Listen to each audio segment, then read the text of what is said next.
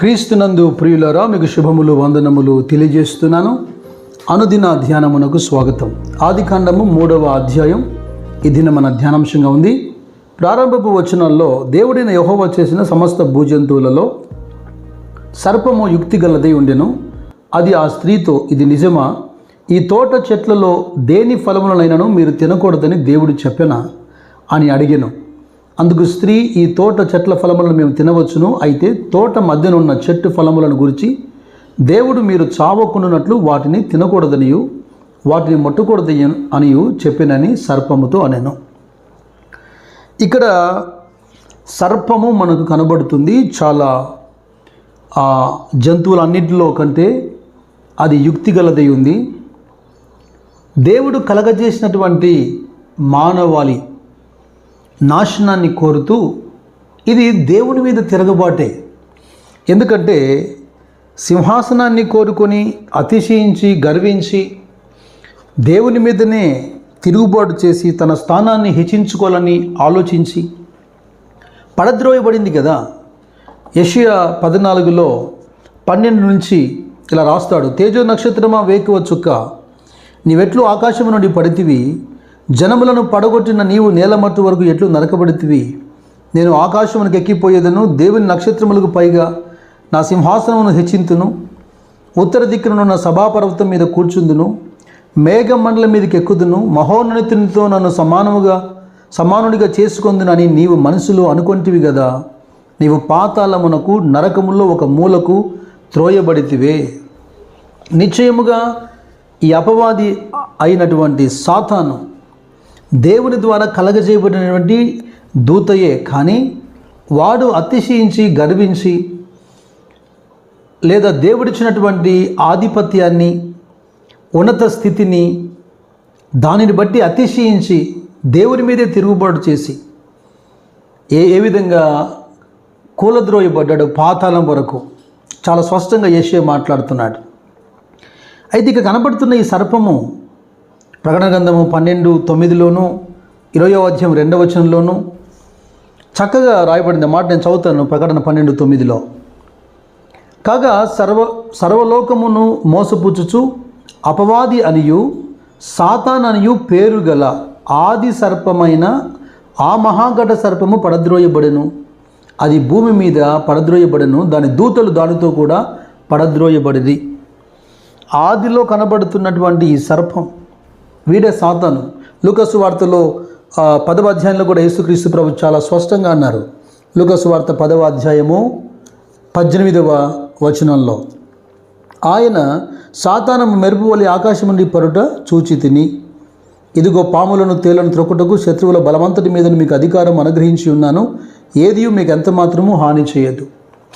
కనుక ఈ 3వ అధ్యాయంలో కనబడుతున్నటువంటి ఈ సర్పము, వీడు సాతాను, దేవుని పిల్లల్ని ఎంత సులువుగా వీడు మోసగిస్తున్నాడో మీరు జాగ్రత్తగా గమనించండి. దేవుడు ఏదైతే చేయకూడదని వీరికి ఆజ్ఞాపించాడో అదే చేసేదానికి వీడు పురిగొల్పుతూ ఉన్నాడు.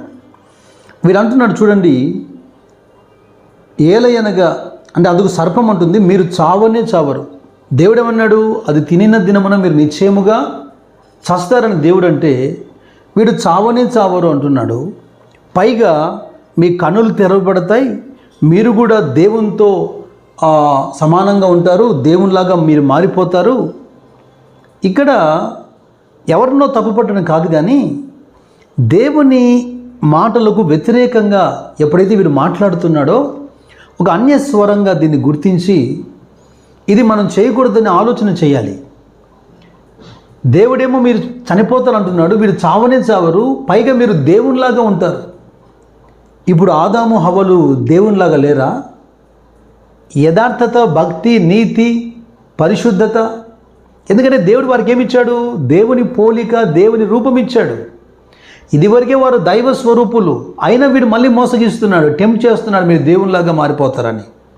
వాస్తవంగా వాని ఉద్దేశం ఏంటంటే వీళ్ళు పాపములో పడిపోతే వానిలాగా మారిపోవాలని. ఇప్పుడు దేవుని పోలికలో ఉన్నారు, వీని పోలికలకి మార్చాలని వాని ప్రయత్నం. అందుకే యోహాను సువార్తలో ప్రభువు చెప్పారు 8వ అధ్యాయం 44వ వచనంలో, మీరు మీ తండ్రి యొక్క అపవాది సంబంధులు, మీ తండ్రి దురాశలు నెరవేర్చుకోరుచున్నారు. ఆది నుండి వాడు నరహంతకుడై ఉండి సత్యం ముందు నిలిచిన వాడు కాడు, వాని యందు సత్యమే లేదు. వాడు అబద్ధమాడినప్పుడు తన స్వభావమును అనుసరించే మాట్లాడును. వాడు అబద్ధికుడును, అబద్ధమునకు జనకుడై ఉన్నాడు. ఇలాగ వాడు కుయుక్తి చేత హవ్వను మోసపరుస్తున్నాడు. పౌలు కూడా సంఘంతో మాట్లాడుతున్నప్పుడు 2 కొరింథీ పత్రిక 11లో జ్ఞాపం చేశాడు ఈ మాటను. విశ్వాసులకు హెచ్చరిక చేస్తూ, సర్పము తన కుయుక్తి చేత హవ్వను మోసపరిచినట్లు మీ మనసులను చెరపబడి క్రీస్తు ఎడలున్న సరళత నుండి, పవిత్రత నుండి ఎట్లయినా మీరు తొలగిపోతురేమో నేను భయపడుతున్నాను అంటున్నాడు. మీరు ఆదికాండం 3వ అధ్యాయంలో 6వ వచనాన్ని గమనించండి. స్త్రీ ఆ వృక్షము ఆహారమునకు మంచిదియు, కన్నులకు అందమైనదియు, వివేకమిచ్చు రమ్యమైనదియు ఉండుట చూచినప్పుడు ఆమె దాని ఫలములలో కొన్ని తీసుకొని తిని తనతో పాటు తన భర్తకును ఇచ్చెను, అతడు కూడా తినెను. ప్రతిరోజు అదే తోటలో తిరుగుతున్నారు కదా, ప్రతిరోజు ఆ ఫలములను చూస్తున్నారు. అయితే దేవుడు ఆజ్ఞాపించాడు కనుక వాటి వైపు వీరు చూడలేదు. అయితే ఎప్పుడైతే అపవాది వీరిని శోధిస్తున్నాడో, కుయుక్తి చేత మోసగిస్తున్నాడో, ఒక దురాశను వీళ్ళలో పెడుతున్నాడో, వాని మాట విని తిరస్కరించకుండా ఏకీభవించే మనసు కలిగి ఆలోచన చేయడం ఎప్పుడైతే హవ్వ మొదలుపెట్టిందో, ప్రతిరోజు చూస్తున్నవి ఇప్పుడు భిన్నంగా కనబడుతున్నాయి. 3 విషయాలు. గుడ్ ఫర్ ఫుడ్, అది తినేదానికి ఆహారము మంచిగా కనబడుతుందంట. రెండవది ప్లెజెంట్ టు ద ఐస్, చూచుటకు అది రమ్యంగా కనబడుతుంది. Desirable to make one voice, అది వివేకమిచ్చు రమ్యమైనదిగా ఉండుట చూచి. ప్రారంభము నుంచి అదే తోటలో సంచరిస్తున్నారు, కానీ ఈ మాటలు వినిన తర్వాత ఈమె నేత్రాలకు చాలా ప్రత్యేకంగా కనబడుతున్నాయి, ఆకర్షణీయంగా కనబడుతున్నాయి. ఈ 3 మాటలు చదువుతున్నప్పుడు యోహాను మొదటి పత్రిక 2వ అధ్యాయంలో 15వ వాక్యం నాకు జ్ఞాపకం వస్తుంది. ఎందుకంటే ఈ 3 అనుభవాలు అక్కడ ఉన్నాయి. ఈ లోకమునైనను లోకములో ఉన్నవాటినైనను ప్రేమింపకుడి, ఎవడైనను లోకమును ప్రేమించినడలా తండ్రి ప్రేమ వానిలో ఉండదు. 16వ వచనం.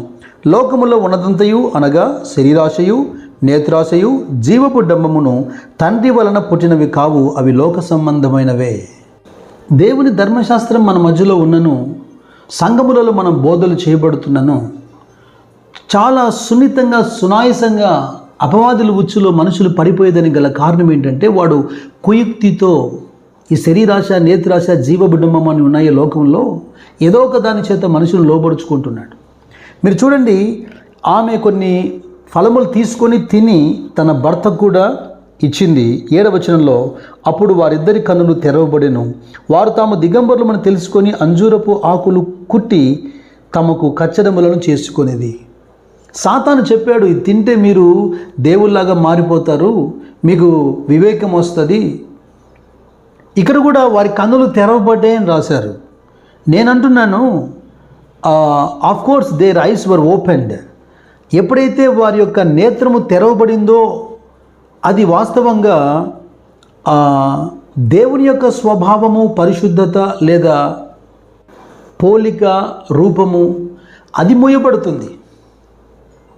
అంటే ఆ ఓపెనింగ్ అనేది గాడ్స్ నేచర్ని క్లోజ్ చేసేసింది. మరి అపవాది చెప్పినట్టుగా వారి కన్నులు తెరవబడితే వారు దైవములుగా మారిపోయారా? దేవుళ్ళు అయిపోతే హుందాగా దర్శగా వాళ్ళు విహరించాలి కదా. నేత్రాలు తెరవబడితేనే వారికి కలిగింది ఏంటంటే భయము కలిగింది, సిగ్గు కలిగింది, పరిగెత్తుకొని దాక్కుంటున్నారు. నా ప్రియ సహోదరులారా, దేవుని వాక్కుకు వ్యతిరేకంగా ఎప్పుడైతే పాపం చేస్తారో, పాపం చేస్తున్నప్పుడు, పాపమునకు పురిగొల్పబడుతున్నప్పుడు నీకు ఎలాగుంటుందో, కానీ పాపం చేసిన తర్వాత మిగిలిపోయేది సిగ్గు, భయము, లేదా ఇదిగో ఈ దాక్కోవటం. దేవుడైన యెహోవా వచ్చి ఆదామును పిలుస్తున్నాడు, ఆదాము నువ్వు ఎక్కడున్నావు?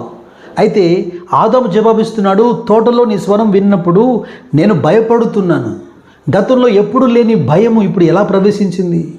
ఇదిగో నేను సిగ్గుపడుతున్నాను, ఈ చెట్టు చాటును నేను దాక్కున్నాను. They ran away from God to hide. వాళ్ళు పరిగెత్తుకొని పోయి దేవునికి కనబడకుండా దాక్కుంటున్నారు. ఇది సాధ్యమేనా?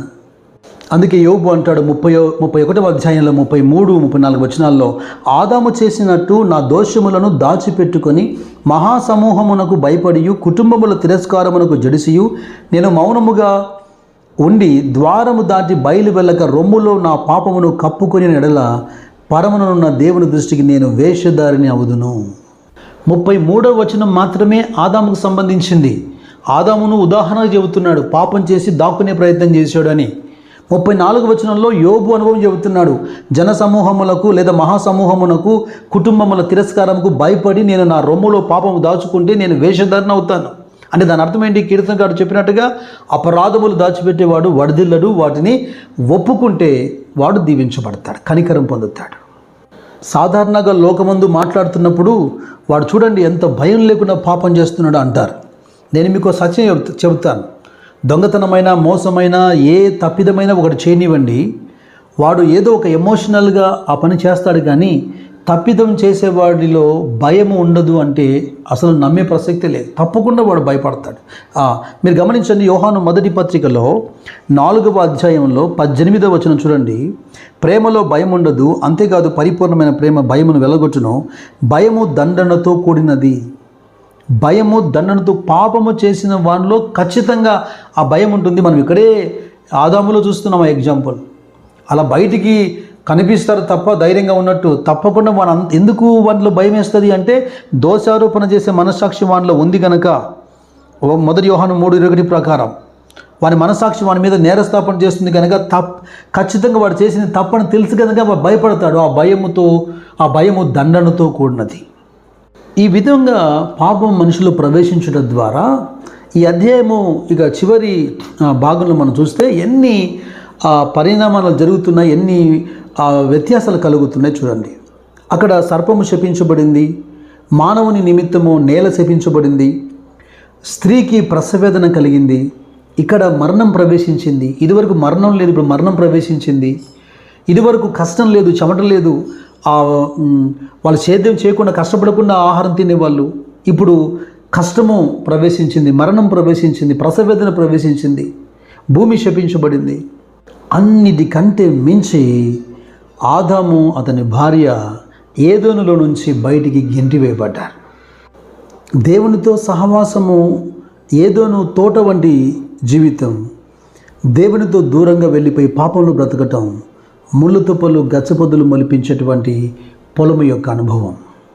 ఈ అనుభవాలను దృష్టిలో ఉంచుకొని పాపమునకు భయపడి దేవుని వైపు తిరుగుదుము గాక. కృప మీకు తోడైండును గాక. తన ప్రియకుమారుడైన యేసుతోనూ పరిశుద్ధాత్మతోనూ సహవాసము దేవుడు మీకు దయచేయును గాక. God bless you.